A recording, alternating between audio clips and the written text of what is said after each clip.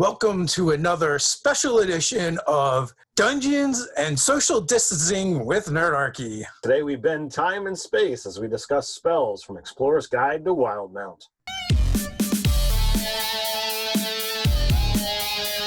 Welcome to Nerdarchy, for nerds by nerds. I'm Nerdarchy Steve, and as usual, I'm hanging out with this nerd.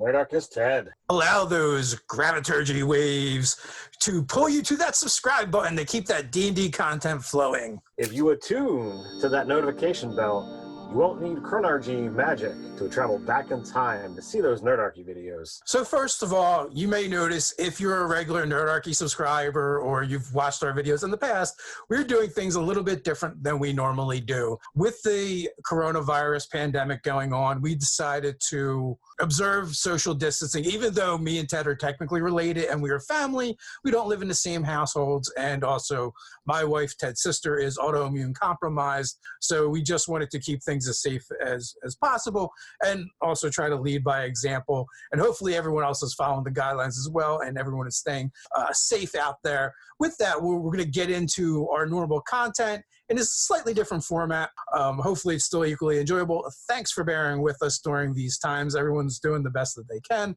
With further ado, we need to jump into the portion of our video where we thank our sponsor, Campfire Technologies. The sponsors are super important, especially now in these trying times. They help us bring this content to you. Campfire Technologies is an amazing software and authoring tool that allows you to do your world building, keep everything straight, organize it. You can create encyclopedias, timelines, flesh out your characters, and basically do all that awesome world building in one place, and it keeps you organized. And if that's not all, you basically can use this for 20 days without any real expense, because you've got a 10-day free trial that you can get in there and look at it and see, is this something for me? And if you're still undecided, which, it's a bit shocking, but, it can happen, you can sign up. And then after 10 more days, a total of 20 days using this, you can still say, you know what, this really isn't for me. Money back guarantee, totally in there. You got to check out Campfire Technologies. With that, let's jump into our normally scheduled content. And today we're diving back into the Explorer's Guide to Wildemount to discuss the spells. All right, so I've got my Explorer's Guide to Wildemount book here, and we're gonna dive in, as Dave says, to the spell section. There's a little bit of information that I think is really important to read with these. And the heading section, Dunamancy Spells, it says, this section presents a sampling of spells developed through the manipulation of dunamis. These spells are available to the wizard subclasses previously mentioned in this chapter, as well as other spellcasting classes with the Dungeon Master's consent. See the Dunamancy for non-Dunamancers sidebar, which, I'm going to get into that as well. The esoteric powers developed and harnessed through the use of dunamis are still a very much rare and carefully guarded feature of the Kryn dynasty in Wildemount. However, such arcana is hard to keep hidden, especially in times of war. Spies and defectors have long smuggled out the secrets of this obscure magical practice, and even now, it slowly disseminates beyond Xhorhas. Dunamancy spells are readily available to the wizard subclass in this chapter and should not be simply added to the full spell list of other spellcasting classes. However, the Dungeon Master can consider allowing other spellcasting classes opportunities throughout the campaign to learn a handful of Dunamancy-themed spells as rewards. Perhaps the characters uncover a cache of magical contraband, along which is a couple of spell scrolls of a traveling acolyte, takes down some downtime with a friendly cleric character, and opens their mind to some of the stranger secrets of the universe, unlocking a spell or two. There are many unique ways to bring these spells into your game without requiring specific dunamis-wielding subclasses to be present in the adventuring party. All of that's really cool. It adds a lot of flavor and new stuff to the game. Now, just looking at the book, we get 15 new spells. We get one reprint of a cantrip, and we get the chronergy magic as well as graviturgy magic. And the breakdown kind of is 9 for chronergy magic and 11 for graviturgy magic, and then there's 5 that are actually in both schools as well. We get one new cantrip, and then we, levels 1 through 9, we get quite a few more spells. And like I said, there's 15 of the new ones, and it's kind of broken up. So we're going to like pick out some ones that are really cool. We'll go over the reasons why we like those spells. First up is one that I believe if you're a Critical Role fan, you've seen this in action. It's one of the spells that Caleb has gotten his grubby little paws on. Gift of Alacrity is a first level spell. Casting time is 1 minute. Its range is touch. Components are verbal and somatic. Duration is 8 hours. It's a divination school, and there is no saves. And it is a buff effect. You touch one willing creature for the duration. The target can add a D8 to its initiative. And this is a non-concentration, and the only person currently that can have the spell is a Chronergy mage, or the subclass of the Chronologist, which is cool. And I'm looking at it on my device here. So, the things that I really like about this particular spell is, one, it's a spell you're going to cast out of combat, but it's going to last 8 hours. That's a long time for a spell to last. And you could cast it multiple times, giving multiple people in your party that D8 advantage on initiative. There isn't a lot of ways to get that kind of an advantage on initiative. That being said, like currently only really wizards of these subclasses could get these spells, but a bard could technically get it with magical secrets. So that is another way to like sneak these into your campaign if you're not playing these subclasses. But the reason why I wanted to bring up this spell specifically is when I see this, I see the ways you can kind of mix this with Sorcerer and Meta Magic and really kind of, get some extra. If you cast Twin on this, you can affect 2 at the same time. Or if you cast the Extend spell, the duration is going to double to 16 hours. So that's like, essentially that's the whole day, right? Because you're going to, if you long rest, that's the whole shebang pretty much. So now, I really like this spell. I think it's really cool. It's first level, and especially when you start getting into those higher level spells, your low level spell slots kind of, they can fall to the wayside. So having something that you can be able to fall back on that offers a long-lasting benefit, is fantastic, no matter where you are in the scope of a campaign. A 20th level character would still find this spell useful. So I definitely like it for that factor. Related to, the dunamancy for non-dunamancers, Essek, from Zorhas teaches those, that spell as well as Fortune's Favor to Caleb. They appear throughout the campaign quite a lot. And I think, they're fabulous spells because they're things that aren't normally out there. And, in our own home games, we've seen this kind of thing happen where somebody gets access to spells that aren't normally part of their casting class. In Dave's game, I'm playing a cleric, and, some bad stuff happened. And from the Kobold Press Deep Magic, I have access to void spells. It's not really a good thing for the overall health of the party, but I've got some magic that is definitely not normal, definitely not cleric. For us, the history of getting access to spells that are outside of not only your school, but beyond your class, is something that is fun to do as rewards or as punishments, however you want to look at it. So I definitely like the fact that you can go down those kind of roads.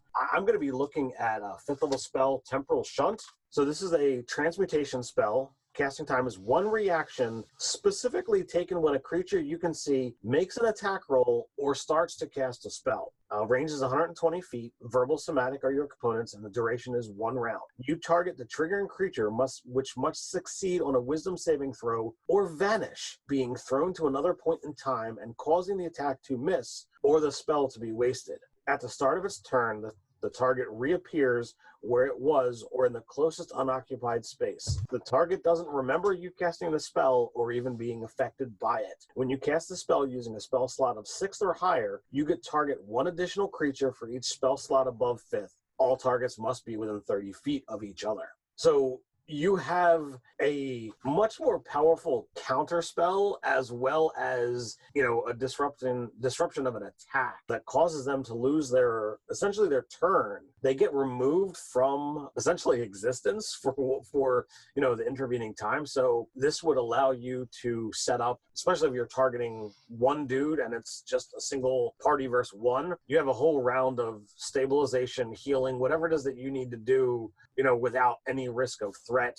So I think there's a number ways this could really be used and useful. Yeah, I mean, not only that too, like they get shunted out, and then the next person to go throws down a wall of fire horizontally where they're going to reappear. If it's more of them, or you could set up combos like that, or you shunt half of the enemies away, and there's still some left. You gang up on the ones that are left, so when they come back, they don't have their allies anymore. So it's a really cool, and it's also a reaction ability, which wizards generally don't have a lot to do with their reactions. You've got shield, you've got absorb elements, you've got counterspell, but this just gives you a fourth option that might be more powerful in certain circumstances. Like them not even basically getting to sort of roll the attack on you is way better than a +5 tier armor class, from that particular attack. But, depending on how many foes you're fighting, shield might work out better. But like we said, you have the ability to open up those combos, and it just gives you more options. And you also have to look at, this is significantly more powerful than counterspell, because you don't have to roll off against the spell. Even if they're casting a 9th level spell, all right, great. I use Temporal Shunt. Their spell is wasted. I don't need to roll, and they're gone for a round. In regards to that, it's super powerful. Well, the only thing I would say is they do get a saving throw. That is one of the things. But hey, if you happen to have, something to make them fail the saving throw, I don't know, like that 14th level ability of the Nerdarchy magic subclass anyway, right? So you could basically combo those. I don't know if that ability is a reaction or not, so it might be limited. But, if you do have a bard in your party that could use cutting words or something, so like these are definitely tactics that your party could work out and use these things together. But I see, like it's a wisdom saving throw. What if, you're fighting someone who is a wizard or a sorcerer, that wisdom is not their prime stat. Yeah, those ones, are gonna, should have proficiency in wisdom, but it's not gonna be their prime stat, and therefore, a little bit harder to pass. So definitely powerful. Yeah, there's some definite factors there. So next up, we're gonna go with a super high level spell, just because it's a lot of fun, to be honest with you. It's 8th level spell. It's Reality Break. The name kind of says it all. Casting time 1 action, range is 60 foot, components verbal somatic material. It is a duration of 1 minute and concentration. School conjuration. There's a saving throw for wisdom. It's a control effect. You shatter the barriers between realities and timelines, thrusting a creature into turmoil and madness. The target must succeed on a wisdom saving throw, or it can't take reactions until the spell ends. The affected target must also roll a d10 at the start of each of its turns. The number rolled determines what happens to the target, as shown on the Reality Break effects table. At the end of each of its turn, the affected target can repeat the wisdom saving throw, ending the spell on itself on a success. So we have basically roll 1 through 10, and we've got a handful of different effects here. Vision of the Far Realm. The target takes 6d12 psychic damage and is stunned till the end of its turn. Rending Rift. The target must make a dexterity saving throw or take 8d12 force damage on a failed save, or half as much on a successful one. Wormhole. The target is teleported along with everything it is wearing and carrying up to 30 feet in an unoccupied space of your choice that you can see. The target also takes 10d12 force damage and is knocked prone. I don't see any reason why you couldn't send them straight up or into something. Well, no, it says unoccupied space, so you couldn't send them into something. But you could send them in the harm's way. And finally, we have Chill of the Dark Void. The target takes 10d12 cold damage and is blinded until the end of the turn. This spell could be absolutely devastating if someone keeps failing their saving throw. Yeah, it is absolutely brutal, to use on somebody. And knowing that that's a wisdom saving throw, this is something you could easily slap onto one of your martial tank classes, and they might not have that save. They might not be good at that save. They might be horrible at that save. This is for your bruisers. Yes. Yeah, slap that on your bruisers, take them out, and it's a fun spell. And again, that is the Nerdarchy magic as well. All of them that we've picked have kind of been from that school so far, just because they have a lot of fun, interesting, and unique abilities. So I'm going to look at Time Ravage. This is another really powerful spell. 9th level Necromancy, casting time 1 action. Range 90 feet. Components are verbal somatic material. In an hourglass filled with diamond dust, worth at least 5,000 gold, which is consumed when you cast the spell. Duration is instantaneous. You target a creature you can see within range, putting its physical form through the devastation of rapid aging. The target must make a Constitution saving throw, taking 10d12 necrotic damage on a failed save, or half as much damage on a successful one. If the save fails, the target also ages to the point where it only has 30 days left before it dies of old age. In this age state, the target has disadvantage on attack rolls, ability checks, and saving throws, and its walking speed is halved. Only the Wish spell or Greater Restoration cast with a 9th level spell slot can end these effects and restore the target to its previous age. Holy crap. It's pretty savage. Like, if the damage itself doesn't kill you, you're just going to age out and die unless you get a 9th level spell slot cast on you. I mean, the aging part only, matters if you failed that initial saving throw. But if you fail that save, you are doomed. And resurrection typically, in any of its forms, can't bring back someone who's died of old age. Like, they died, they're done, they're gone. Yeah, you need those 9th level spells to come back, and wishes. This is not a, you can't use Wish's extra thing of just casting it. No, you have to use the greater part of Wish, which means you have a chance of never being able to cast Wish again. That's how powerful this aspect is. So. I didn't even think about that part.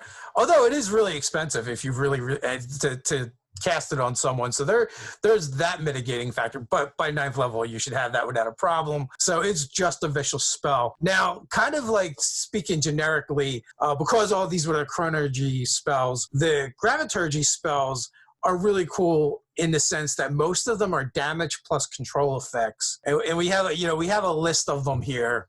There's the Magnify Gravity, Pulse Wave, Gravity Sinkhole, Gravity Fissure, Dark Star, Ravenous Void.